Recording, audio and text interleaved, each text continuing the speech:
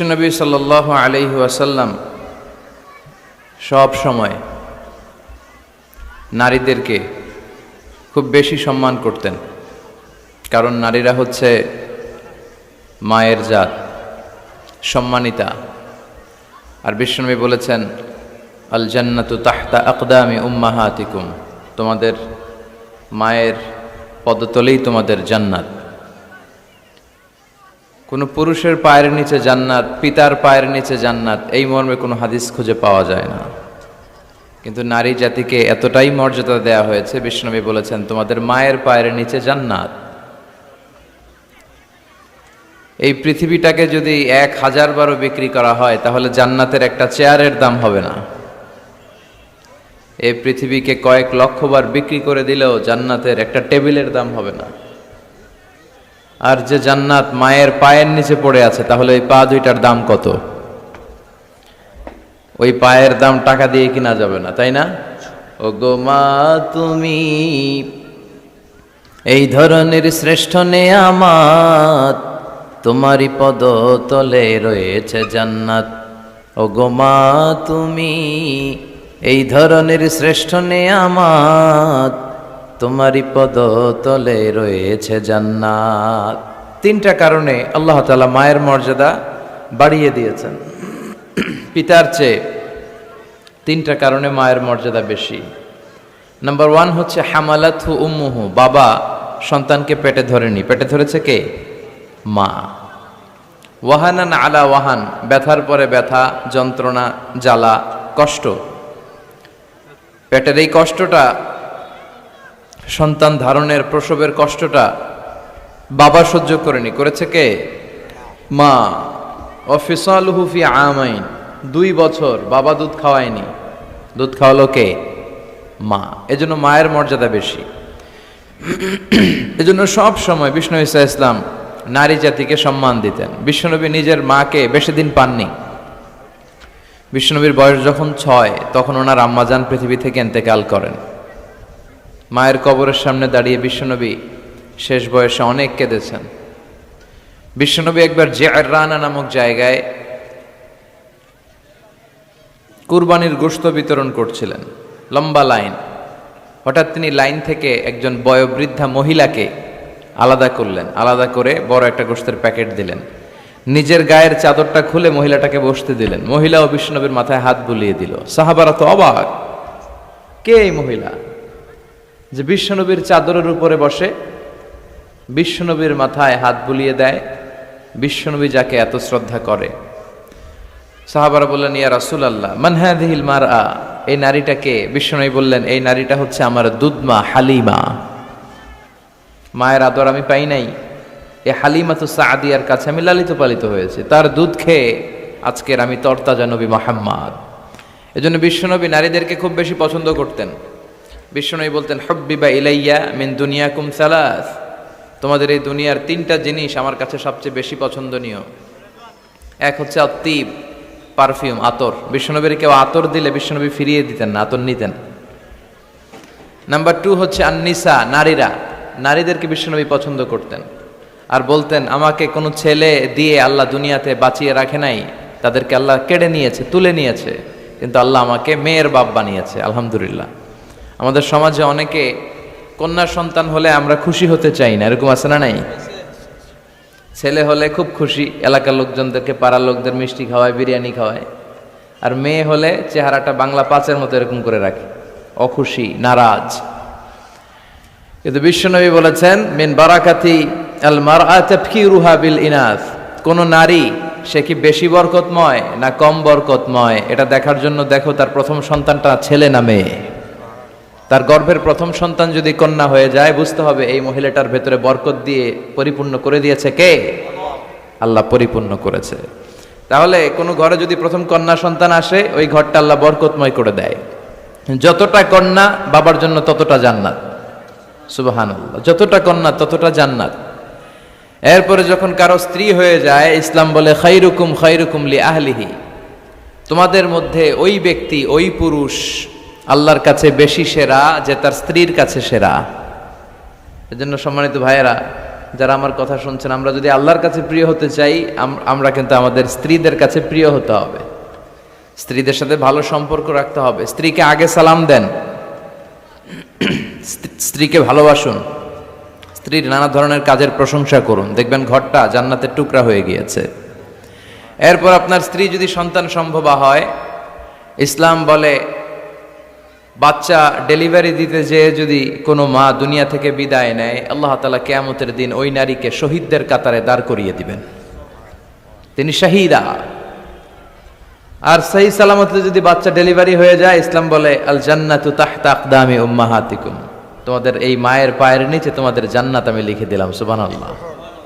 তো কত মর্যাদা ইসলাম বাড়ালো, বাড়াতে বাড়াতে নারীর মর্যাদা কোথায় নিয়ে গেল। শুধু ইসলাম মর্যাদাই নারীকে দেয় নাই, ইসলাম দিয়েছে নারীকে অধিকার। কি দিয়েছে? এখন অনেকে পত্রপত্রিকায়, মিডিয়াতে, টক শোতে ওরা বলতে চায় ইসলাম নারীকে ঠকিয়েছে, ইসলাম নাকি নারীকে অধিকার দেয় নাই। আমার প্রিয় বোনেরা, যাদের কানে আমার মাইকের আওয়াজ যাচ্ছে, খবরদার এই সমস্ত ধোঁকাবাজদের কথা শুনবেন না। এরা অধিকারের আড়ালে আপনাদেরকে ঠকাতে চায়, এরা নারীকে বিজ্ঞাপনের পণ্য বানাতে চায়। পত্রপত্রিকায় একটা পেজ থাকে বিনোদন, ওই পেজে আপনাদেরকে অসম্মান করা হয়, ঠিক কিনা? নারীর সম্মান তখন ফুটে ওঠে যখন নারীর গায়ে থাকে হেজাব, যখন নারীর দেহে শোভা পায় পর্দা। এই হেজাব আর পর্দা নারীর অধিকার, এই হেজাব আর পর্দা নারীর অহংকার, এই হেজাব আর পর্দা নারীর আভিজাত্যের প্রতীক, এই হেজাব আর পর্দা নারীর রুচির প্রতীক। একটা নারী কতটা ভদ্র, কতটা ডিসেন্ট ম্যানারের, কতটা রুচিশীল, কতটা মার্জিত, এটা তার পোশাকে শোভা পায়। তার পোশাক দেখলে বোঝা যায় এটা কোন ঘরের মেয়ে, এটা কোন বংশের মেয়ে, এটা কোন এলাকার মেয়ে, তার বাবা কেমন, তার দাদা কেমন, তার ফ্যামিলি স্ট্যাটাস কেমন, তার পোশাক এটা বলে দেয়। এজন্য হেজাব আপনার অহংকার, আপনার অধিকার, আপনি বুঝে নেন। নারী অধিকারের কথা যারা বলে এরা আপনাদের ঠকায়, এরা আপনাদেরকে বানায় বিনোদনের পণ্য, বিজ্ঞাপনের পণ্য, বিলবোর্ডের পণ্য, রূপালী পর্দায় নেকেড উলঙ্গ অবস্থায় আপনাদেরকে প্রদর্শিত করতে চায়, গল্প কবিতার উপন্যাসে আপনাদের সম্ভ্রমহানি করতে চায়। যারা এই নারী অধিকারের, নারী স্বাধীনতার কথা বলে, এদের ঘরের নারীরাই বেশি নির্যাতিতা। খুঁজে দেখবেন পত্রপত্রিকায় আমরা প্রায়ই দেখি এদের হাতেই এদের ঘরের কাজের মেয়েগুলো নির্যাতিতা হয়। এজন্য নারীদেরকে সম্মান দিয়েছে ইসলাম, শুধু সম্মান, স্ট্যাটাস আর মর্যাদাই দেয় নাই।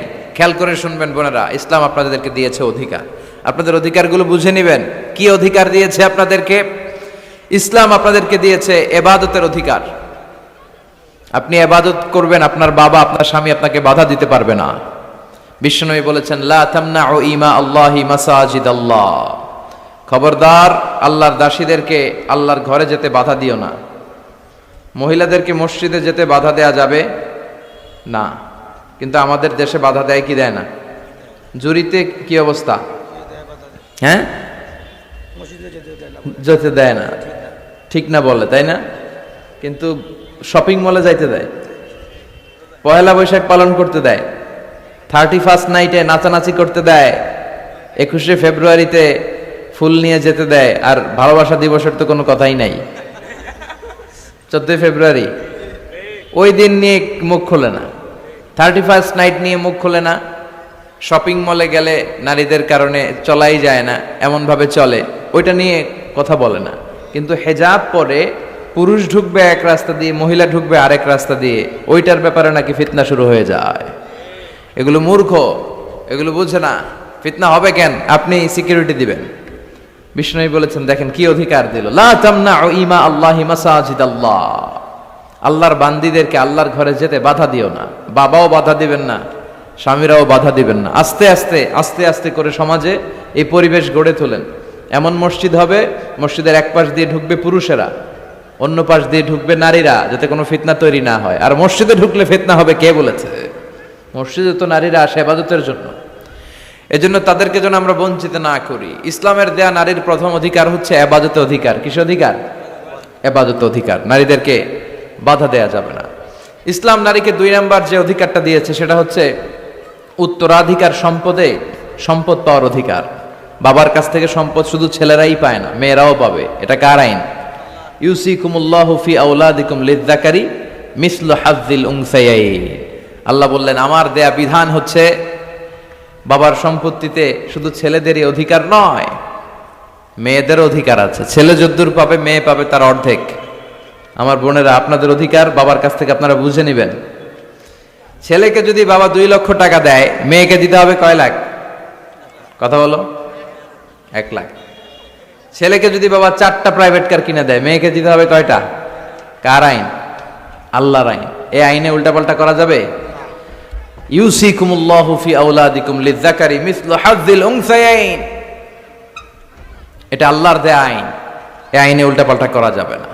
নারীদের অধিকার আছে সম্পদে। অনেক বাবা মা ছেলের হাতে সব তুলে দেয়, মেয়েকে কিছুই দেয় না, বলে মা তোর জন্য দোয়া করে দিলাম। কি করে দিলাম? দোয়া। তো দোয়া শুধু মেয়েদের জন্য কেন? ছেলেকেও তো দোয়া করবেন। ওয়ালাইকুম আসসালাম, বসেন। ছেলেকেও দোয়া করবেন, মেয়েকেও দোয়া করবেন। যে যেটা পাওয়ার উপযুক্ত প্রাপ্য, তার প্রাপ্যটা তাকে বুঝিয়ে এরপরে হাত তুলে দোয়া করবেন। তাহলে ইসলাম নারীকে ঠকায় নাই। অনেক মা আছে ছেলের পাতে ভালো ভালো খাবার দেয়, মেয়েকে ঠকায়, আছে না নাই? জুরিতে বোধহয় এগুলো চলে না।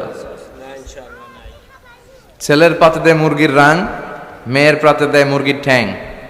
কিতা খাও তোমরা? ঠ্যাং খাওনি? হ্যাঁ, ট্যাং। তো ছেলের পাতে মুরগির রান, মেয়ের পাতে মুরগির ঠ্যাং। আহা, তো মেয়ের কি মুরগির রান খেতে মনে চায় না? চায়। যেই মা, যেই বাবা ছেলের পাতে মুরগির রান দেয়, মেয়ের পাতে মুরগির ঠ্যাং দেয়, ওই দেখবেন অনেক সময় ওই মা বাবার শেষ জীবনটা ছেলের বাড়িতে কাটে না, কাটে মেয়েদের বাড়িতে। প্রকৃতির একটা রিটার্ন আছে, আল্লাহর একটা খেলা আছে, ওই খেলাটা আল্লাহ খেলে দিবে শেষকালে। আল্লাহু আকবার। তাহলে ইসলাম নারীকে দিয়েছে ইবাদতে অধিকার, ইসলাম নারীকে দিয়েছে সম্পদে অধিকার। ইসলাম নারীকে 3 নম্বর যে অধিকারটা দিয়েছে, আল হুকুক ফিল মাহার, মোহর পাওয়ার অধিকার। প্রতিটা নারী বিয়ের সাথে সাথে তার হাজব্যান্ডের কাছে মোহর আনার অধিকার আছে। সুবহানাল্লাহ। ওয়া আতুন নিসা সাদুকাতিহিন্না নিহলা, তোমরা সন্তুষ্ট চিত্তে তোমাদের স্ত্রীর হাতে মোহরানা তুলে দাও। কার আইন? আল্লাহর আইন। এখন এই মোহরানাও নাই। মোহরানার উল্টা পিঠে আমরা ঢুকাইছি যৌতুক। কি ঢুকাইছি? আল্লাহ দিল মোহরানা, আমরা নেই যৌতুক। কত বড় ডাকাত এগুলো! ডাকাত সিলেটে কমনি? আচ্ছা, আলহামদুলিল্লাহ। তো এই মাহার আমরা দিয়ে দিব স্ত্রীর হাতে, এটা তার অধিকার। অনেক স্বামী স্ত্রীদেরকে বঞ্চিত করে, ঠকায় আর মাফ চায়। কি করে? কত বড় ডাকাত! বাসর রাত হচ্ছে ভালোবাসার রাত, বেটা ভালোবাসা হবে খালি। ওই রাতে পা ধরে মাফ চায়, মাফ করি দাওয়ারে। আহা, বুঝলো না ইসলামটারে, চিনলো না, শিখলো না। এজন্য মোহরানা দিতে হবে স্ত্রীকে। আল্লাহ বললেন নেহলা, সন্তুষ্ট চিত্তে দিবি, মনের মধ্যে যেন খুঁতখুঁতি না থাকে। ফ্যামিলিটারে বরকতময় করে দিবে কে? আল্লাহ ফ্যামিলিটারে বরকতময় করে দিবে। তাহলে মোহরানার অধিকার দেখেন কত অধিকার দিল। 4 নম্বর ইসলাম নারীকে দিয়েছে আল হুকুক ফিত তালিম, শিক্ষার্জনের অধিকার, জ্ঞানার্জনের অধিকার। জ্ঞান অর্জন শুধু আমরা করব না, আপনার ছেলেকে স্কুলে পাঠান, শুধু এতটুকু না, আপনার ছেলেকে এবং আপনার মেয়েকে উভয়কে স্কুলে পাঠান। আপনার ছেলেকেও মাদ্রাসায় পাঠান, মেয়েকেও মাদ্রাসায় পাঠান। জ্ঞান অর্জন তার অধিকার। বিষ্ণু বলেছেন তলাবুল ইলমি ফারিদাতুন আলা কুল্লি মুসলিম ওয়া মুসলিমা, প্রত্যেক মুসলিম নারী পুরুষ উভয়ের জন্য জ্ঞান অর্জনকে ফরজ করে দিয়েছে কে? এটা ফরজ। পুরুষরাও যেমনি শিক্ষিত হবে, নারীরাও শিক্ষিত হবে। নারীর শিক্ষিতা হতে কোনো বাধা নাই, যে কোনো পেশা গ্রহণে নারীর বাধা নাই। শর্ত হচ্ছে নারীকে হেজাব মেনটেন করতে হবে, পর্দা মেনটেন করতে হবে, তার সেফটি অ্যান্ড সিকিউরিটি এটা নিশ্চিত করতে হবে। তার ওয়ার্কিং প্লেসে যদি সেফটি সিকিউরিটি থাকে, হেজাবের সাথে সে ব্যবসায়ী হতে পারে, সে চাকরিজীবী হতে পারে, সে ডাক্তার হতে পারে, সে ইঞ্জিনিয়ার হতে পারে, সে সব হতে পারে। এই অধিকার নারীকে দিয়েছে কে? আল হুকুক ফিত তালিম, শিক্ষার্জনের অধিকার, জ্ঞানার্জনের অধিকার ইসলাম নারীকে দান করেছে। 5 নম্বরে ইসলাম নারীকে দিয়েছে হুসনুল মুআশারা, ভালো আচরণ পাবার অধিকার। ওয়া আশিরুহুন্না বিল মা'রুফ, আল্লাহর আদেশ, খবরদার স্ত্রীদের সাথে খারাপ আচরণ করো না, ভালো আচরণ করো। অনেক স্বামী আছে স্ত্রীর সাথে খারাপ আচরণ করে, কখনো হাসি দেয় না, মুখটা গোমরা করে রাখে, আছে না নাই? সব সময় ঝিরকি দিয়ে কথা বলে, রাগ দেখায়, বাবুগিরি দেখায়, সাহেবগিরি দেখায়, এরকম ডাকাইত আছে না নাই? বিশ্বনবীর মুখে সবসময় এক চিলতে হাসির ছোঁয়া লেগেই থাকতো। মা আয়েশা বলে, এত বছর বিশ্বনবী সংসার করলাম, একদিনও বিশ্বনবীকে আগে সালাম দিতে পারি নাই। সবসময় বিশ্বনবী আগে সালাম দিতেন। আপনারা ঘরে হাজব্যান্ড যারা আছেন, দু চারজনের দিকে যারা আছেন, ঘরে ঢুকেই স্ত্রীকে আগে সালাম দিয়ে দিবেন, আর স্ত্রীও সবসময় ওত পেতে বসে থাকবেন যে দেখি আমি আগে দিতে পারি কিনা। এইভাবে আপনাদের মধ্যে যদি সালামের কম্পিটিশন হয়, ছেলে মেয়েগুলোরে আল্লাহ আল্লাহ বানাই দিবে কে? আমরা চাই আমাদের ফ্যামিলিগুলো জান্নাতি ফ্যামিলি হোক, আমাদের ছেলে মেয়েগুলো আল্লাহ আল্লাহ হোক। এজন্য আমরা যেন স্ত্রীর প্রশংসা করি, তার রান্নার প্রশংসা করবেন, সৌন্দর্যের প্রশংসা করবেন, তার যত ভালো দিক, তার মেধা, তার জ্ঞান, সবকিছুর প্রশংসা করবেন। 5টা অধিকার। 6 নম্বর, ইসলাম নারীকে দিয়েছে উপার্জনের অধিকার। কিসের অধিকার? উপার্জন, আলাদা উপার্জন। ইসলাম বলে হাজব্যান্ডের ব্যালেন্স আলাদা, স্ত্রীর ব্যালেন্স আলাদা। আমাদের দেশে অনেকে জাকাত যখন পেই করে, যে ভুলটা করে সেটা হচ্ছে তারা হাজব্যান্ড ওয়াইফ মিলে একসাথে জাকাত দেয়। No, it's to individual. এখানে দুইটা আলাদা ব্যক্তি। হাজব্যান্ডের সম্পদ হাজব্যান্ডের হিসাব, ওয়াইফের সম্পদের ওয়াইফের হিসাব। জাকাত একসাথে দেয়া যাবে না, দুইজনের ব্যালেন্স আলাদা। ইসলাম বলে দুইজনের আলাদা ব্যালেন্স। স্ত্রীর সম্পদ থাকতে পারে অনেক, সে তার সম্পদের হিসাব করে হালানিল হাউল, 1 বছর হলো কিনা, নিসাব পরিমাণ হলো কিনা জাকাত দিবে। হাজব্যান্ডের সম্পদ থাকতে পারে অনেক, হাজব্যান্ড তার হিসাব করে সে জাকাত দিবে। এমনকি হাজব্যান্ড যদি গরিব হয়, স্ত্রী তার হাজব্যান্ডেরও জাকাত দিতে পারে। মাসালাটা জেনে নেন। হাজব্যান্ড যদি গরিব হয়, তাহলে স্ত্রী যদি সম্পদশালী হয়, তাহলে স্ত্রী তার হাজব্যান্ডকেও কি দিতে পারে? জাকাত দিতে পারে।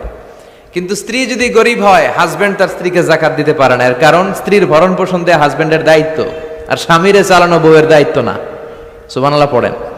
কত সহজ করে দিল ইসলাম নারীকে। নারীর জন্য জান্নাতে যাওয়া খুব সহজ। তার এক পা, নারীর এক পা জান্নাতে এমনি ঢুকে আছে। আর কিছু কাজ করলে, 4টা কাজ করলে বাকি পাটাও জান্নাতে ঢুকাই দিবে কে? বিশ্বনবী বলেছেন, 4টা কাজ যদি কোনো নারী ঠিকঠাক মতো এই দুনিয়ার বুকে করতে পারে, আল্লাহ তাআলা 8টা জান্নাতের দরজাই নারীর জন্য খুলে দিবে। 1 নম্বরে বিশ্বনবী বললেন, আল মারআতু ইযা সাল্লাত খামসাহা, কোন নারী যদি 5 ওয়াক্ত সালাত সময় মতো আদায় করে, ওয়া সামাত শাহরাহা, রমজানের রোজাগুলো ঠিকমতো রাখে, আতাআত বালাহা, স্বামীর আনুগত্য করে, ওয়া হাফিজাত ফুরুজাহা, নিজের লজ্জাস্থানের হেফাজত করে। 4টা, কয়টা?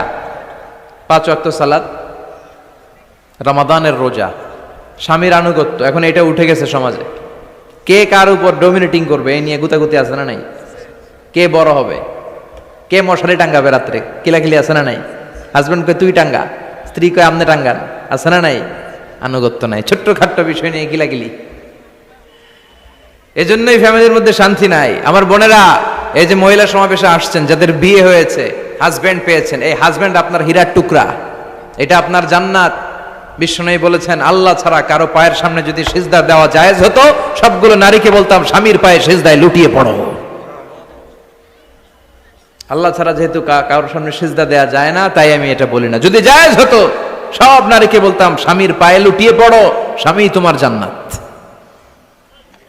5 ওয়াক্ত সালাত পড়বেন, রমাদানের রোজা রাখবেন, স্বামীর আনুগত্য করবেন, নিজের লজ্জাস্থানের হেফাজত করবেন, নিজের সতীত্ব, নিজের সম্মানের হেফাজত করবেন। এই 4টা কাজ যদি কোনো নারী দুনিয়ার বুকে করতে পারে, তার জন্য 8টা জান্নাতের দরজা খুলে দিবে কে? আল্লাহ। এজন্য বোনেরা, আপনাদের জন্য ইসলাম পালন করা সহজ। আপনারা হচ্ছেন অনেক বড় একটা ইনস্টিটিউশন, কারণ আপনার ছেলে মেয়েদের প্রথম শিক্ষা প্রতিষ্ঠান আপনি নিজেই, তাই না? যারা সিলেটের ছেলেপেলে, এরা সিলেটি ভাষা পারে কেমনে? এর মার কাছ থেকে শিখে।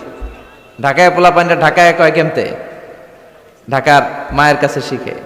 নোয়াখালীর ছেলেরা নোয়াখালী হয় কেমনে? ছোটবেলা থেকে মা বলে নোয়াখালী, পানিরে কয় হানি, পান রে কয় হান। তো ছোট বাচ্চা এটাই শিখে। আমেরিকান ছোট ছোট বাচ্চা ইংরেজি পারে কেমনে? ওর মার থেকে শিখে। তাহলে মা প্রথম শিক্ষা প্রতিষ্ঠান নয়? মা হচ্ছে the first institution for every child. পৃথিবীর সব মানব শিশুর জন্য মা হচ্ছে প্রথম শিক্ষা প্রতিষ্ঠান। এজন্য আমি বলি, বাপ ভালো তার বেটা ভালো তাই, মা ভালো তার ঝি, গাই ভালো তার দুধ ভালো রে, দুধ ভালো তার ঘি। বাপ যদি ভালো তো বেটা ভালো, মা ভালো তো ঝি ভালো, দুধ গাই ভালো তো দুধ ভালো, দুধ ভালো তো ঘি ভালো, তাই না? এই নারীদের পেট হচ্ছে খনি, তেলের খনি, গ্যাসের খনি, স্বর্ণের খনির চেয়ে আমি বলি এটা দামি খনি। এই নারী যদি হেজাব মেনটেন করে, কোরআন পড়ে, সুন্নাহ পড়ে, তাহলে এই নারীর পেট থেকে বড় বড় আল্লাহওয়ালা বেরোবে, দেশপ্রেমিক লোক বেরোবে, ভদ্র, সালেহ, শহীদ, নবী, সিদ্দিক এরা বেরিয়েছে, ঠিক কিনা? আর এই একই নারী যদি ইসলাম না মানে, স্বামীর আনুগত্য না করে, সালাত না পড়ে, কোরআন সুন্নাহ না মানে, তাহলে এই পেট থেকে বড় বড় ডাকাত, দুর্নীতিবাজ, দেশের সম্পদ যারা লুণ্ঠন করে, অন্যকে হত্যা করে, জুলুম নির্বিচারে করে, এরকম ডাকাত বেরোবে। এই জন্য নারীরা সবচেয়ে বড় সম্পদ। বিষ্ণু বলেছেন, দুনিয়া কুল্লুহা মাতা ও খায়রু মাতা'আদ দুনিয়া আল মারআতুস সালিহা। এই দুনিয়ার সব কিছু হচ্ছে সম্পদ, আর এই সব সম্পদের মধ্যে সবচেয়ে দামি সম্পদ হচ্ছে নেককার নারীরা। তার মানে এই জুরিতে যা তোমরা দেখো সব সম্পদ, আর এই সব সম্পদের মধ্যে দামি সম্পদ এই প্যান্ডেলের ভিতরে যারা আছে, এরা নেককার না? নেককার না হলে ওয়াজ শুনতে আসতো? এই প্যান্ডেলের ভিতরে যে বোনেরা, এরা পৃথিবীর সবচেয়ে দামি সম্পদ। এজন্য নিজেকে চিনেন, নো দাই সেলফ। আপনারা যে কতটা দামি, আপনারা যে কতটা সম্ভাবনাময়ী, এটা একটু বুঝবার চেষ্টা করেন। আবার বিশ্বনবী নারীদেরকে অনেক বিষয়ে সতর্ক করেছেন যে খবরদার এগুলো করো না। নারীদেরকে টাইট ফিটিং জামা পরতে নিষেধ করেছেন। আল কাসিয়াত, আল আরিয়াত, আল মাইলাত, আল মুমিলাত। কিছু কিছু বোনেরা এমন টাইট বোরকা পরে তার দেহের সব উঁচু নিচু ভাঁজ টের পাওয়া যায়, পুরুষরা আরো বেশি আকৃষ্ট হয়। এই বোনদের ব্যাপারে আমি বলি, বিশ্বনবী বলেছেন, লা ইয়াদখুলনাল জান্নাতা ওয়া লা ইয়াজিদনা রিহাহা। তারা জান্নাতে তো ঢুকবেই না, জান্নাতের ঘ্রাণও এদের নাকে লাগবে না। এখান থেকে জান্নাতে পৌঁছতে আরো 500 বছরের রাস্তা, এত দূরে থাকতেই জান্নাতের ঘ্রাণ আপনার নাকে এসে ধাক্কা দিবে। তারপর ওই নারীরা জান্নাতে ঢুকতে পারবে না। টাইট ফিটিং জামা আছে না নাই? এখন বোরকার মধ্যে অনেক ডিজাইন, ইদানিং এদিকে কিছু ডিজাইন করে পরে, এদিকে করো না, এদিকে করো না, এদিকে করো না, 4টা গম্বুজ বানায় এই জায়গায়, আছে না নাই? এগুলো করে, তো এগুলো করলে তার পর্দার চেয়ে তার সৌন্দর্যের প্রকাশ আরো বেশি হয়ে যায়। এরপরে বিশ্বনবী নিষেধ করেছেন, ঝাঁঝালো পারফিউম দিয়ে বেরোতে নিষেধ করেছেন। আমার বোনেরা, নিজেদেরকে ক্লিন রাখবেন, পরিচ্ছন্ন রাখবেন অলওয়েজ। আপনি গায়ে ডিওডোরেন্ট, দুর্গন্ধনাশক পারফিউম দিতে পারেন, তবে সেটা জামার ভেতরে, বাইরে যেন প্রকাশ না পায়। অনেক মহিলা সেজে গুজে বোরকাটা পরে বোরকার উপরে মারে 2টা, আছে না নাই? এই ঝাঁঝালো গন্ধ আশেপাশের যতগুলো পুরুষের নাকে যাবে, আপনার প্রতি আকৃষ্ট হবে। বিশ্বনবী নারীদেরকে জানিয়াদের সাথে তুলনা করেছেন, বলেছেন এরা জিনাকারী, এরা পর্দাওয়ালি নয়, এরা বোরকা পরে বেরোলেও লাভ হবে না, এরা জিনাকারিনী। কারণ এরা এদের গায়ের ঝাঁঝালো পারফিউম, সুগন্ধ দিয়ে পরপুরুষকে আকৃষ্ট করার চেষ্টা করেছে। এটা একেবারে নিষেধ, এটা করবেন না। তাহলে টাইট ফিটিং বোরকা পরবেন না, ঢিলে ঢালা পরবেন, পাতলা জামা পরবেন না যে জামা দিয়ে আপনার শরীর দেখা যায়। নাম্বার 3, ঝাঁঝালো কোনো পারফিউম গায়ের মধ্যে মাখবেন না। নাম্বার 4, বিষ্ণু বলেছেন খবরদার আলগা চুল লাগাবে না কোনো নারীরা। লাগায় অনেকে, জুরিতে এগুলা নাই। অনেক নারীর চুল হয়তো ছোট, সে আলগা চুল লাগায়া সুন্দরী সাজে, বিশ্ব সুন্দরী ঐশ্বরিয়া রায় হইতে চায়, আছে না নাই? না, আল্লাহ যেটা দিয়েছে ওইটাতে আপনি সন্তুষ্ট থাকেন, আলগা চুল লাগাবেন না। এরপর বিষ্ণু ব্রু প্লাক করতে নিষেধ করছে। ব্রু প্লাক আছে না? পার্লারে গেলে কিভাবে যেন এদিক দিয়ে ব্রু প্লাক করে একেবারে চিকন করে দেয় এই 2টা। হ্যাঁ, না, এটা নিষেধ। ব্রু প্লাক করতে বিশ্বনবী নিষেধ করেছেন। আমার বোনেরা, আপনারা এটা করবেন না। এরপরে বিশ্বনবী নিষেধ করেছেন, তোমরা একে অপরকে লাআনত দিবে না।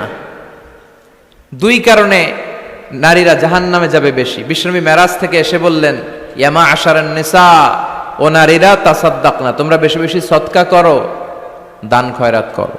নারীরা বললেন কেন? আমাদের বললেন কেন? বিশ্বনবী বললেন, উরিতু কুন্না আকসারা আহলিন নার, আমি জাহান্নামে দেখেছি পুরুষের চেয়ে নারীরাই বেশি জাহান্নামী হবে। কি কারণে? 2টা কারণ।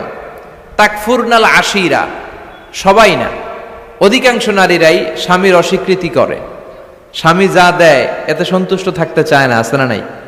স্বামীর কি চাকরি, কি ব্যবসা, তার উপার্জন কতটুকু, এটাও আপনার দেখার দরকার, আছে না নাই? এখানেই তো আপনার সবরের বিষয়। জান্নাত তেমনি এমনি আসবে না বোন, আপনাকে সবর করতে হবে। স্বামীর নাশুকরি করবেন না। পাশের বাড়ির ভাবিরা তো এত মোটা নেকলেস কিনা দিছে, তুমি দাও না কেন? এদের ঘরে তো দামি সোফা সেট, আমার ঘরে নাই কেন? এদের তো এইটা করে, এদের তো এইটা দিছে হাজবেন্ড, আমারে দাও না কেন? এই যে নাশুকরি, এটা তাকে জাহান্নামী বানাবে। 2 নাম্বার, তুকসিরনা লা'না, তোমরা একে অপরের উপর লানত দাও। নারীরা রেগে গেলেই একজন আরেকজনের লানত দেয়, হেতুর উপরে আল্লাহর ঠেড়া হইতো, হেতুর উপরে আল্লাহর গজব হইতো, মানে তার উপর আল্লাহর গজব পড়ুক। এভাবে ঝগড়া লাগলে এক মহিলা আরেক মহিলাকে লানত দেয়। জুরির বোনেরা অবশ্য এগুলো দেয়টাই না, মাঝে মাঝে দে। আচ্ছা, তো এগুলো করা যাবে না, স্বামীর নাশুকরি করা যাবে না, এরপর লানত দেয়া যাবে না। এই যে বিশ্বনবী যেগুলো নিষেধ করলেন, এগুলো থেকে যদি আমরা বেঁচে থাকি, আর যে 4টা কাজের কথা বললেন, এগুলো যদি আমরা করি, তাহলে জান্নাতে যাওয়ার পথকে আমাদের জন্য সহজ করে দিবে কে? আমি সব সময় নারীদেরকে 6 জন নারীর জীবনী পড়তে বলি, আপনারাও পড়বেন, বাজার থেকে কিনবেন। আসিয়ার জীবনী, আসিয়া ইমরাতু ফেরাউন, ফেরাউনের বউয়ের নাম হক্কা, নাম খিতা আসিয়া। এই আসিয়ার জীবনীটা প্রত্যেক নারীর জন্য পড়া ফরজ।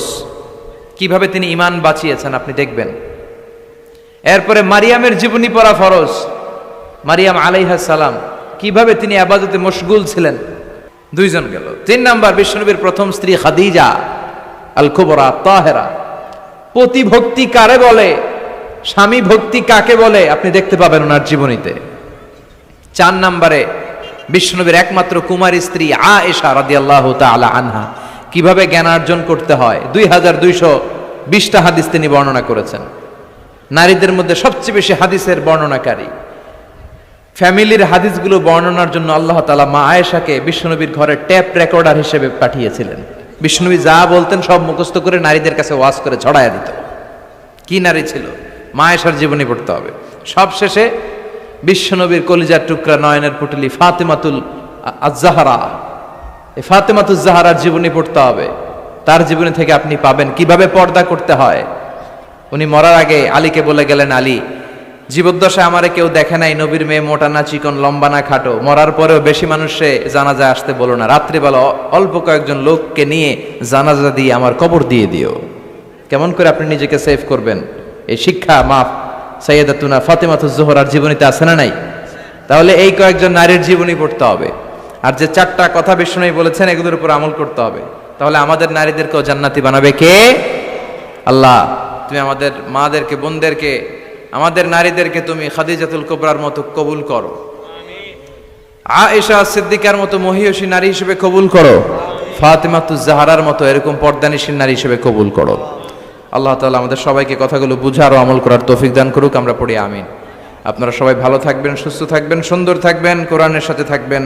সুবহানাকাল্লাহুম্মা ওয়া বিহামদিকা আশহাদু আল্লা ইলাহা ইল্লা আনতা আস্তাগফিরুকা ওয়া আতুবু ইলাইক। আল্লাহুম্মা আমিন।